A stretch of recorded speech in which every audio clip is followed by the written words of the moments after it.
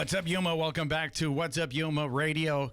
Who are we joined with now, Victor? Our still general manager, Dave Riek. No, I don't know. I don't know if it's still or if he's a part-time employee. Dave Riek. That's right, guys. I'm technically retired as of Friday, but since we haven't found a replacement for me, I'm still kind of filling in, coming in off the bench every now and then, and trying to help the whole team here keep this non-commercial public radio station on the air, keep it going, serving the community. So now you're here. They haven't found somebody yet. Like, you're irreplaceable, in my opinion, right? Like, how do they do that, right? Those that have been tasked with such a daring challenge. But are you still kind of taking on that role, or you're kind of filling in by doing some radio programs? Well, what we're doing is we've kind of set up an interim general manager situation, and I'm going to be just advising in that capacity, helping out. And the big thing is taking 20 years of my experience and somehow grafting it out of my brain and onto other people. Wouldn't it be cool if it was like the Matrix and stuff like that, where you could just we need Spock to come in. Or Spock, he can do a mind meld and something. And then you could just download everything that is in your head, because you've been in radio for how long, Dave? I started in 1985, so that'd be like 41 years ago. 41 years ago. Yeah. And what drew you to radio initially? Well, a buddy of mine came. I was actually in the middle of the summer. I was a college student, and I worked nights at a Mexican restaurant. And he came and woke me up one morning and says, "You should come and follow me today to check out this radio thing." So I got up and I just basically shadowed him for a day, and it was fantastic. He got a chance to interview the head of Pinnacle West Corporation, which is the company APS, right? that owns APS. We got to do that interview, and then we took that tape recording on a cassette back to the studio. We dubbed it, copied it onto a reel-to-reel, used a razor blade and tape to literally cut and paste it together, and put together a news report that aired that same evening. And it was just, it melded together. I was in speech and debate. I've always studied and been intrigued by public policy and law and things like that. And so it melded that idea of public policy and government and industry with getting to play with all this great equipment in a technology aspect, which I also loved. And then we were actually creating a finished product, a news report. So your love for speech and debate, so like you're able to now magnify it, right? Because that's what radio is. It's a magnifier. It's amplifier, I should say. Exactly. Sorry, amplifier. And you're able to do that. Is that what kind of sparked that in you? Like, wait a minute. And then also what we could do matters. Well, it was that was part of it, because in speech and debate, you're doing it. You go to a tournament and you compete against other schools. You're in a classroom competing against other college students, and there's a judge there, and it's all simulated. When you're doing it on radio with an actual guy who's running the most expensive company in Arizona and who's talking about building nuclear power plants in Arizona, and this is stuff that really impacts people's lives for real. I'm like, oh my gosh, this is the real deal, and that was incredibly intriguing to me. And so, that I think is what got me hooked on exploring this as an option. And the setup they had at KNAU and at Northern Arizona University, they had a half-hour show called Midday Magazine that was completely run by the students. Okay. And it was a 30-minute show. We would do a newscast at the top, which would be stuff right off the Associated Press wire. We'd rip it and write it all together. And then we'd do interviews. We'd do tape segments from other producers. We'd piece it all together to make a 30-minute show. And it was very exciting. And it was hands-on, and it was the real deal. And you're saying piece it together. Are you still cutting tape at that point? Is that? It was still tape, yeah. Or in the case of the Associated Press, so we had a teletype machine under the stairwell in the studio, and we'd rip that off, and so you'd see story about the Arizona legislature passed a law today, blah, blah, blah. There was a bank robbery in Seligman.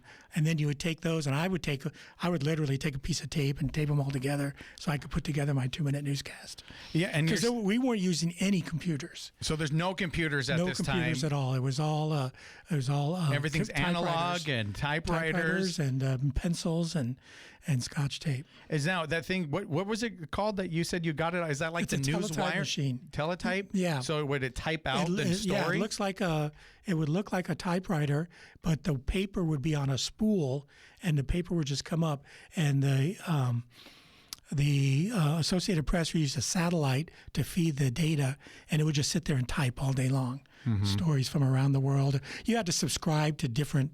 You said we mostly want Arizona stories, but we also want state of Arizona. We want northern Arizona stories, and then we'd get occasional world stories. Gotcha. You subscribe to something, and then as they come on, because I've talked to other disc jockeys in the day, they would say rip it off they'd go rip off the news or something. I'm like, I don't know what you're talking about, but they would say it would come on this machine, it'd print out, and they would go and they would read it or something. Exactly. Or some of them would make it like in their own voice, kind of tell it like they the do that synopsis a lot. of A it. lot of the old black and white movies, you'll see stuff like that. There's a really great movie, My Girl Friday, I think it's called. I think Rosalind Russell and Cary Grant, all about a newsroom and stuff, and they would show that they have that machine in the corner. And about every 45 minutes, they'd send you a new weather forecast, and so you go grab the weather and stuff like that. And you were in Flagstaff for most of your career, correct? For the first couple of decades, yeah. What was your favorite part about being in Flagstaff and being able to cover so many great events? Well, Flagstaff is a fantastic town, and that was the first place I lived where you actually get 4 seasons in a year, which is really cool. But I especially love covering the Grand Canyon and the environmental issues involving the Colorado River and the Native American issues up there. At that time, the Navajo Hopi relocation issue was a big issue, and then also the proposal to drill for uranium at the Grand Canyon, which was going to impact the tribes up there, especially the Havasupai and the Wallapai. And those stories were really big. And I got involved with a group that was launching in the 90s called National Native News out of Alaska. They created a daily newscast. We still run it on KAWC, daily 5-minute newscast. I contributed a lot of stories to that and a lot of different projects. I did stories for NPR. I occasionally got asked to send material to the BBC. And so it sounds like everything, again, you're doing something that matters. It feels like it, yeah. I think it is important. I believe that media, especially news and information, is critical for people to make smart decisions when they go to the voting booth or when they're making choices about who to support. Having detailed information that's accurate, I think that's really critical. And now, did you retire from there? Technically, I did. Is that was your first place? Okay, that's what I wanted to get to. So I technically retired from NAU when I made the move here. Okay, and then you came over here, and have you retired from here before? Like you said, this is your 3rd time, though. Yeah. How does that happen? How do we get to 3? Well, there is a program in Arizona where sometimes if you're on the state, working for the state, you can retire, take a year not working for the state, and then come back and work again. And so I did that several years ago. It was before the pandemic or after it. It was right around then. Yeah, and then you retired on Friday. And then I came back, and then they came up with the idea of building this new building and moving our studios. Yeah. And I'd never done that in my career, and I was like, oh, we got to do that. You got to be there. You got to do it. Got to be part of it. And as you can tell, that was just has been a fantastic change. And then Friday happens, you retire, and then you're here today on a Tuesday as a part-time employee consultant. I only came in today because I wanted to have a chance to say thanks to you for this last year. It's been a real learning experience for us. I think we brought a lot of, as we discussed when we were kind of planning this program, that a lot of people who normally wouldn't be involved with the public radio station have come in to be part of the show, which has been, I think, fantastic. I think we've got gotten some new listeners, and that's been really good. And I think we're going to take those lessons forward when Alexander Rangel and Victor and Carmen Mendoza and Cisco Stargazers start to create a new program, which we should launch in a few weeks. Mm-hmm. And you're looking like you have something. Victor. Yeah, I have some notes, so I'm going to say it, and then we'll let you close the show, Johnny. I want to thank you, Johnny, for, as Dave said, bringing people on this show, on this station. You brought on people who we don't hear enough from on public radio. You brought on artists, small business owners, entrepreneurs, and entertainers. And I want to thank everyone who's been a guest. Everyone I heard from said they had fun on our show. And so, why is that? Because there's only one Jonny Porter. Oh, thank you, man. And you have a lot of friends in this community. You have a lot of fans, so don't forget that. I also want to thank your other co-host, the OG Veronica Ronnie Baumgartner. Did anyone else, that's co-hosted? As for you, Johnny, you're not going anywhere out of Yuma. You're going to continue promoting and hosting events here with What's Up Yuma. And so I'll see you at the next event. But I also want to say I'm out of my touch with my notes. But I want to thank you for having me as your last co-host on this station. As our listeners and viewers know, I'm a reporter on the KAWC 88.9 FM side. I do serious news most days. And on this show, I got to show my personality. So thank you. Yeah, which is great. Like I feel like I got to. We became friends beyond this. Like we hang out. Like we're going to do something this weekend, probably most likely. Yeah, 4th of July. Yeah. So I appreciate you taking on that role and helping me so much with it. It means a lot to me. Right. And obviously, Dave, I walked into his office because I met him and Lou at a say the word. Primero. Yeah, event over at Prison Hill.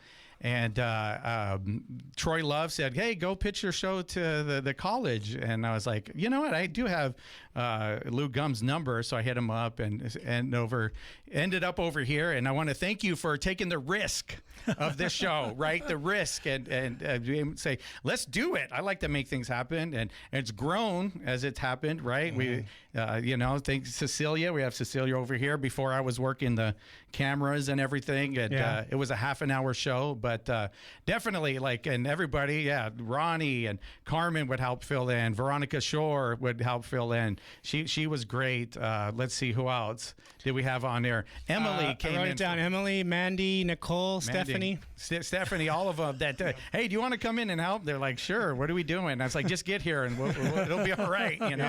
All of the great guests that I was able to have here.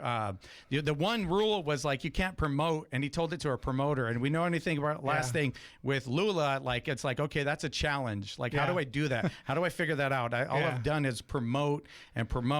And then that's why I came up with the idea, or not just that, but I'm generally curious about people, but it's okay, let's just find out about them. Let's just talk to them about them, who they are, what makes them tick. And then we could say they also own a business or they're running for office or whatever. And we kind of keep that to the end. So as Dave always said, people weren't supposed to sell anything, but we were selling Yuma. Yeah. And I love Yuma. And like you said, I'm not going anywhere. I've had opportunities throughout my life. It's come over here, Oregon. That's where my record label that I started ended up moving. And the time it was time to move, I said, no, I don't want to do it. I'm going to stay here. So stay here. Who knows? Stay tuned. You'll see what happens. But you could always find me in the What's Up Yuma Instagram and Facebook pages. So yeah, and like you said, we always wanted to have a positive show, so we always kept it positive. Yeah, thank you. Anything else you'd like to say, Dave, when we close up? We're getting ready to celebrate our 56th birthday in a couple weeks, so we're going to be highlighting some of the great news coverage that we've done here at KAWC and KOFA over the next couple of weeks during this time slot, so that'll be a lot of fun. And stay tuned for our big birthday on July 11th. July 11th. So that's the 56th anniversary, you said? Yes, we started in 1970, July 11th. No, awesome. And good luck to you. And finally, when you retire, I guess, when you go over there, I think you're going to Texas or something next to some water and being able to relax. But you deserve it. And I really, really appreciate you, man. I really do. Great. When I don't just say that, that's you took a risk and a challenge of this guy that you didn't really know and said, go ahead and do it. And here we are. We did it. What could possibly go wrong? What could go wrong? Who knows? Who knows? But thank you. Thank you, Talon over there, Anthony, Alex. Carmen. I think I said Carmen already. Who else do we got? Juan. Cisco. Don't Yeah, I'm forget going to Juan miss Garcia. Juan Garcia. I'm going to miss Cisco. Ray of sunshine. Every Yeah. time I see Cisco, always Yeah. brightens up my day. Well, thank you guys. And with that, we are out.